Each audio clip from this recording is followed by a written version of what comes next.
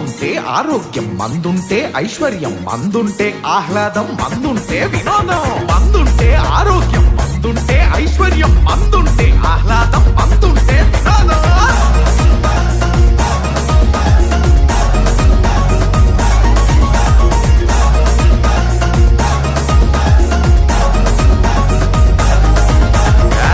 సార పక్కనెట్టి తాటి కళ్ళు దాగుతుంటే, ఆవకాయ దెబ్బతోటి సరాసరా సుర్రుతుంటే, నాలికంత కాటుకుండే గొంతులోన సమ్మగుండే, ఆ నాలికంత కాటుకుండే గొంతులోన సమ్మగుండే.